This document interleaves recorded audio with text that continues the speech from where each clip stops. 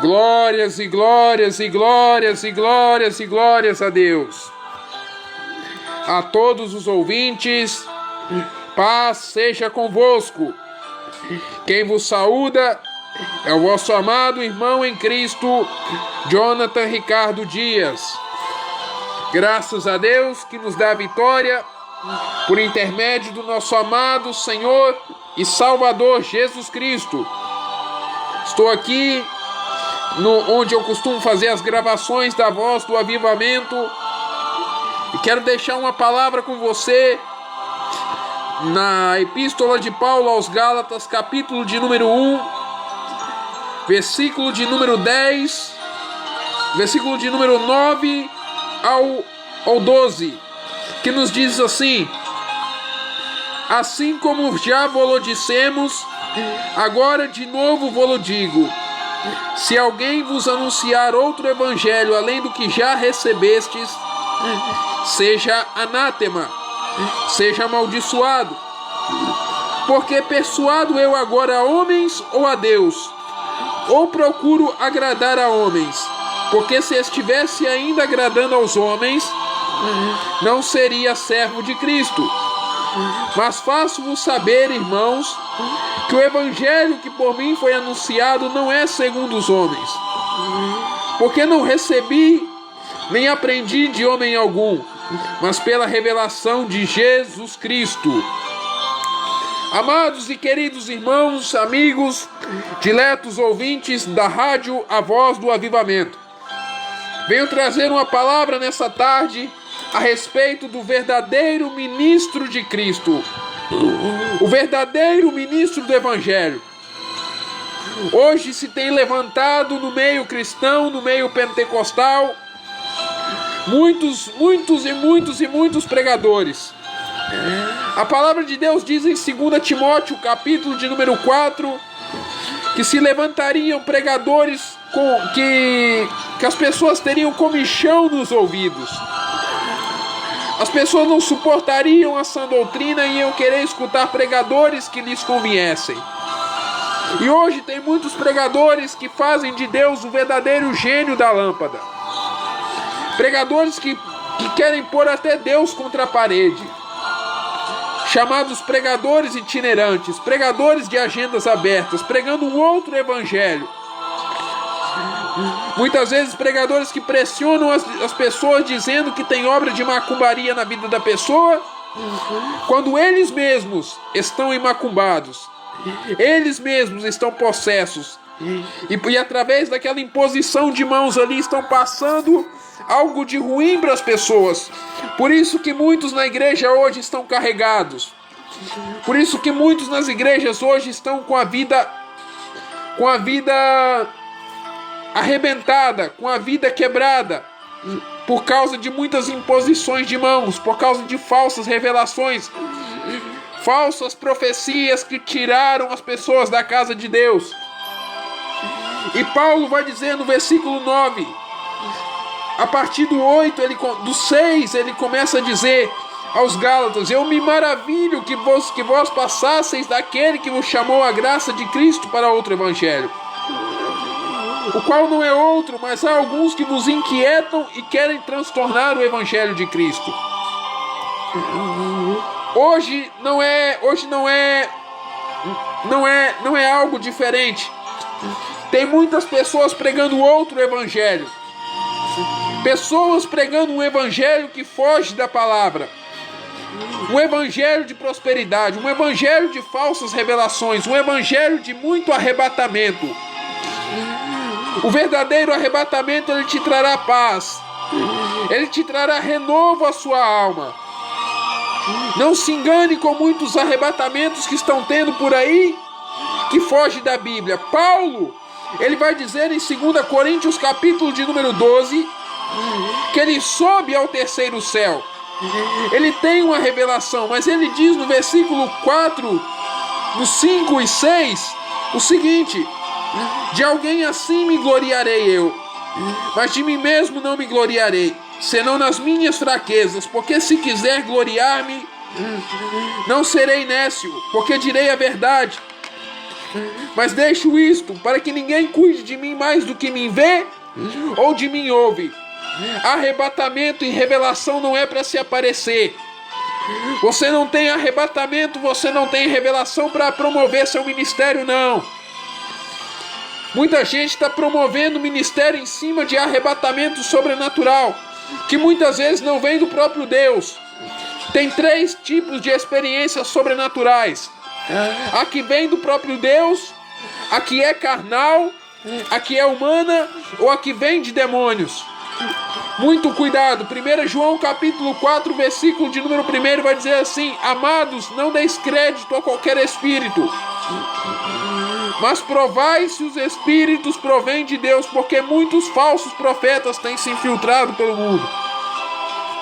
Cuidado com muitos arrebatamentos que tem tido por aí. Cuidado com muitas falsas revelações que tem por aí, que Deus vai jogar chave, que Deus vai jogar carro, que Deus vai dar casa, que Deus vai dar casamento. Cuidado! Cuidado, fique com a palavra. Fique com a palavra. Charles Spurgeon, o príncipe dos pregadores, ele dizia assim: leia bons livros, mas fique sempre com a palavra. 1 Pedro 1,19 vai dizer assim: temos muito firme a palavra profética, a palavra dos profetas. O termo palavra profética, ele está na Bíblia. Você quer revelação? Vai para a palavra. Não leia a Bíblia como um livro de historinha. Não. Comece a ler a Bíblia e comece a soltar o que está escrito na Bíblia. Comece a declarar. Se você quer cura para os seus familiares, não vá pedir oração para os outros. Não seja crente 6 horas, que fica pedindo oração para os outros. Até porque na palavra vai dizer no capítulo 9, se eu não me engano, ou 7 de Jeremias vai orar e o Senhor diz: não ores por esse povo. Não ores por esse povo, porque serão destruídos. Você quer bênção da parte de Deus? Começa a declarar a palavra. Começa a colocar os versículos da palavra debaixo do teu joelho. Começa a dobrar o joelho e começa a declarar a palavra. Aleluias.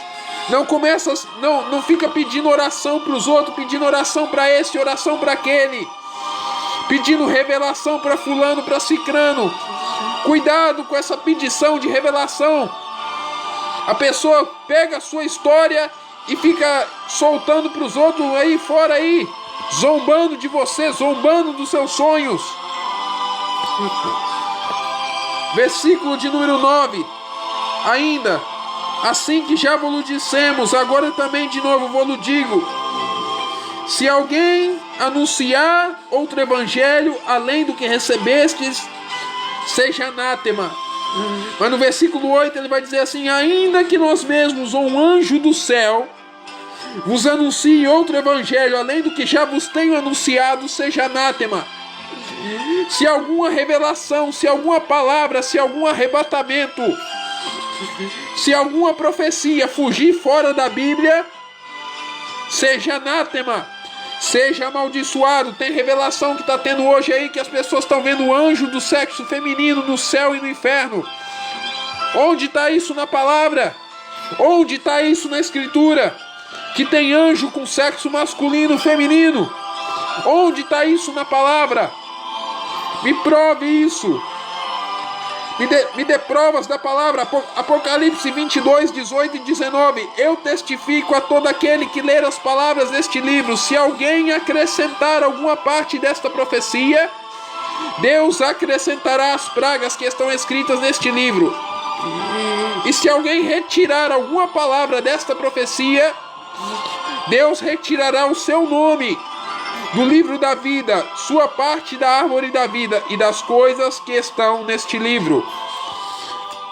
Cuidado com muitos arrebatamentos e revelações que tem por aí.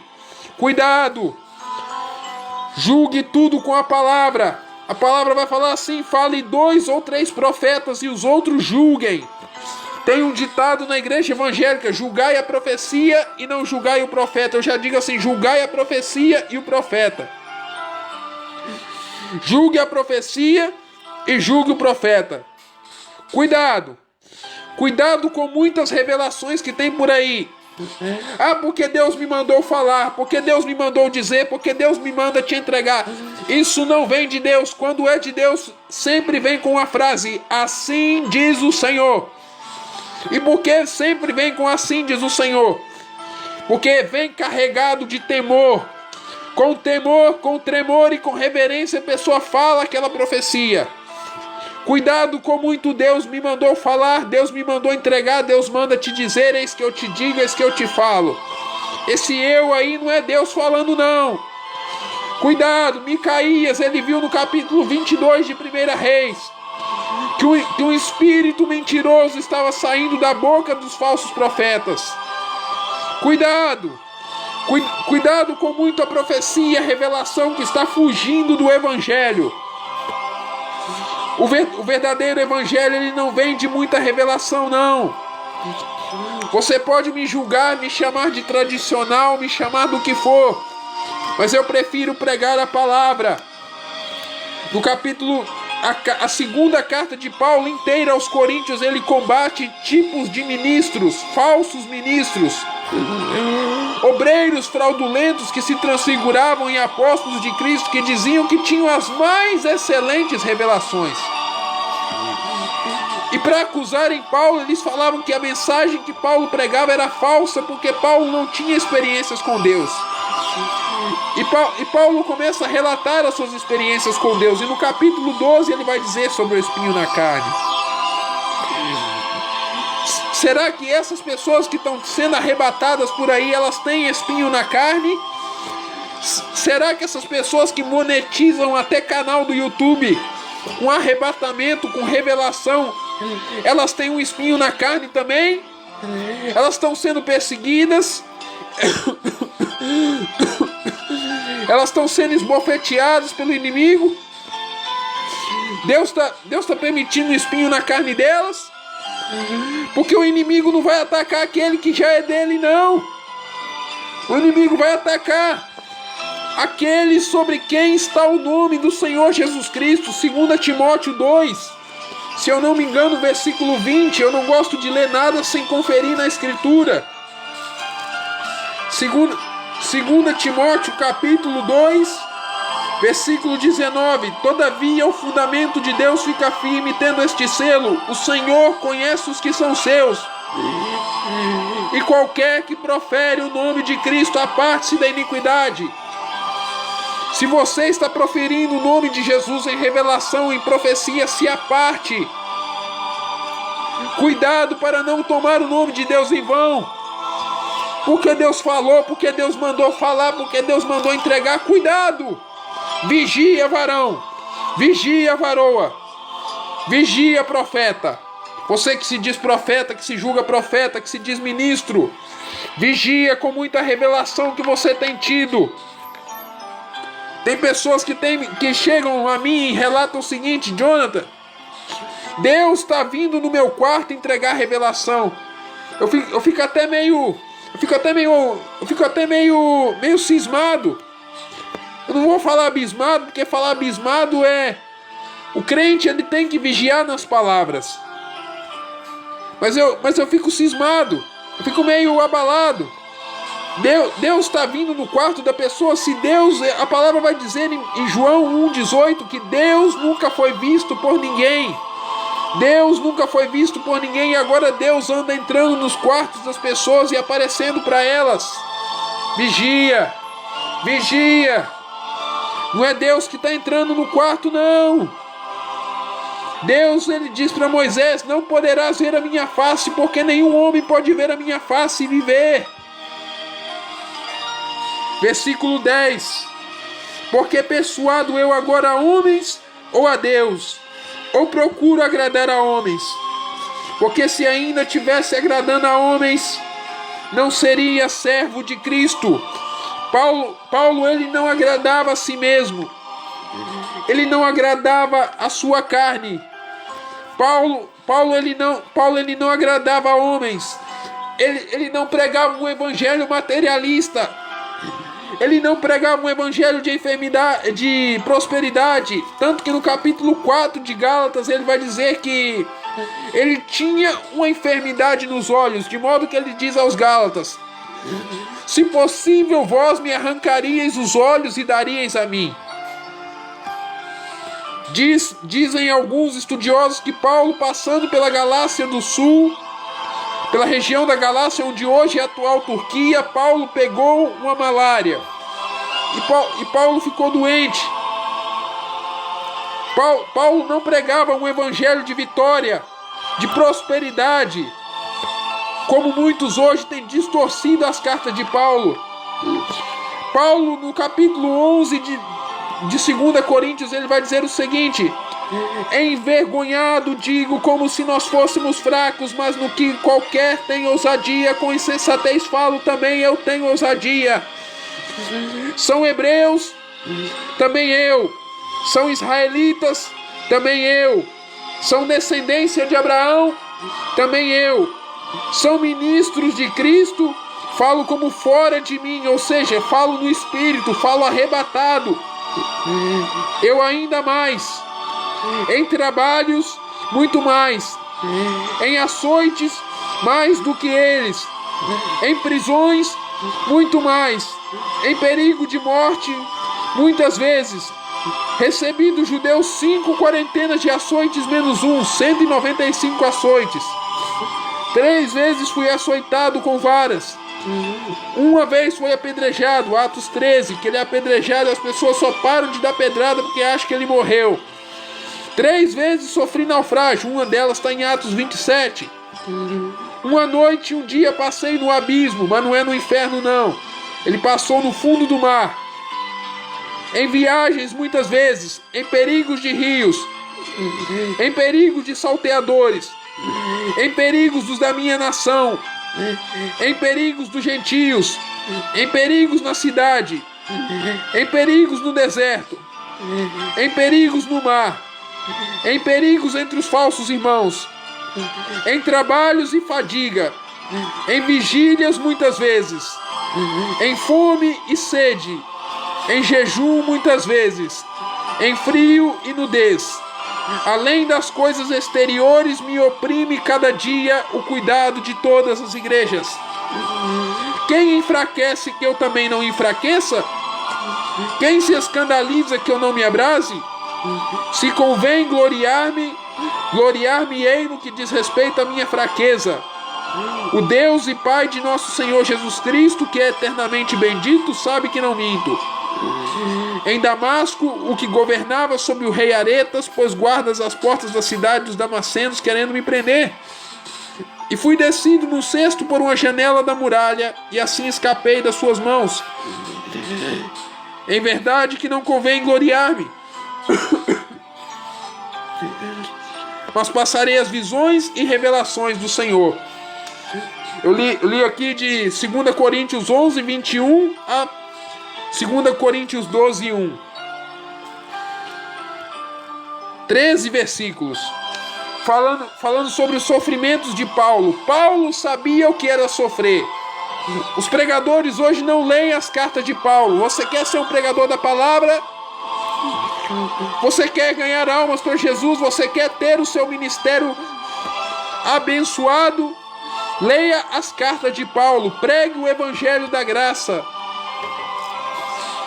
Leia as epístolas, desde Romanos até Judas. Tem crente que, se falar que tem epístola de Judas, ele fica meio amedrontado, ele fica meio receoso, ele fica cismado, porque vai falar Judas na Bíblia. Não conhece Bíblia, não conhece a palavra. Passe tempo lendo a palavra. Passe 1, 2, 3, 5 horas lendo a palavra. Passe 2, 3, 4 horas orando. Ore em línguas, passe tempo orando em línguas, passe tempo orando no Espírito. Jejue. Se você puder, faça 2, 3, 4, 6 horas de jejum. Faça propósitos com Deus. Tenha fome e sede de Deus. Busque a Deus com fome e sede. Mais do que o alimento que você come, mais do que a água que você bebe, mais do que aquela Coca-Cola que muitas vezes a pessoa bebe no domingo. Tenha fome e sede de Deus. Tenha fome, tenha sede de Deus, de buscar a presença de Deus. Aleluias. O verdadeiro ministro de Cristo, ele sabe sofrer pela palavra. Ele sabe passar sofrimentos pela palavra. Ele sofre. O verdadeiro ministro de Cristo, ele não tem vida fácil. Ele não tem uma vida abençoada. Ele não tem um carro 0 km na garagem, não. O verdadeiro ministro de Cristo, ele não tem o bolso cheio de dinheiro. O verdadeiro ministro de Cristo, muitas vezes, ele não tem uma boa saúde. Deus nos põe espinho na carne por causa das revelações que nós recebemos da parte dele. Tá achando que Deus é gênio da lâmpada? Deus não é gênio da lâmpada. Deus não é pessoa que você esfrega e sai saindo revelação. Sai saindo o que você quer, sai saindo os seus desejos. Não! Deus é um Deus que Ele realiza sim, Ele abençoa sim, mas coisas dentro da palavra. Comece a profetizar o que está dentro da palavra. Comece a ler a Bíblia, comece a conhecer a palavra de Deus. Comece a conhecer que Cristo te resgatou da maldição da lei, se fazendo maldição por você, porque está escrito: maldito todo aquele que é pendurado no madeiro. Comece a conhecer a palavra e conhecer que em todas estas coisas você é mais do que vencedor por aquele que te amou e te ama. Comece a ler a palavra e conhecer que nenhuma acusação há contra você que está em Cristo Jesus, que dos seus pecados Deus não se lembra mais. Que Deus não leva em conta os tempos da ignorância humana. Pare de ser atormentado pela culpa. Pare de ser atormentado por esse monstro que te atormenta de culpa, de condenação, de acusação. Pare de se culpar. Pare de correr atrás de revelações. Paulo vai dizer em Colossenses 2:20: ninguém se meta em culto dos anjos. Ninguém se meta em coisas que não viu, estando debalde inchado da sua carnal compreensão. Cuidado. Cuidado com muitas revelações que tem por aí. Leia a Bíblia. Leia a palavra. Passe tempo com a palavra. Passe tempo lendo a Bíblia. Passe tempo lendo a palavra. Passe tempo declarando que o teu Deus, segundo as suas riquezas, para todas as suas necessidades. Comece a declarar que você é a justiça de Deus. Comece a declarar que o que você era, Deus levou. E o que Ele é, você é hoje. Você é a justiça de Deus em Cristo. Você é tudo que Deus é. Mas você só vai saber disso conhecendo a palavra. Não é conhecendo um homem de carne e sangue. Um comedor de arroz e feijão que te fala coisas inventadas. Começa a ler a palavra, começa a estudar a palavra, passa tempo com a palavra. Passe tempo com a palavra. Passe tempo lendo as escrituras. Passe tempo devorando a palavra. O verdadeiro jejum é você passar tempo lendo a palavra. Passe tempo lendo a Sagrada Escritura. Passe tempo lendo a palavra. Tempo lendo a Bíblia. Mas vão me chamar de louco, vão me chamar de fanático. Mas leia a palavra. Passe tempo lendo a palavra. Deus não está contando com a geração de falsos profetas, não. Deus não conta com a geração de Janes e Jambres, não. Deus quer uma geração de Moisés. Uma geração de homens como Moisés. Deus não quer profetas de Baal. Deus quer Micaías. Deus quer seus Elias na terra. E não Elias na questão de fazer chover fogo do céu. Não. É de pregar exortação. É de pregar contra o pecado. É de pregar contra os falsos profetas. É de reparar o altar da casa de Deus que está em ruínas. Aleluias. Deus não quer você como pregador de facilidade, não. Se fosse para você pregar facilidade, Deus tinha te deixado lá lá no mundão.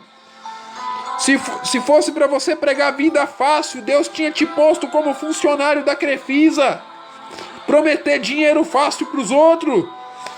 Se Deus, com todo respeito aos meus irmãos católicos, se fosse para você pregar casamento, seu nome não era o seu nome era Santo Antônio. Para de pregar casamento. Para de ficar juntando pessoa com pessoa, como se Deus estivesse mandando casar. Deus não está mandando casar ninguém.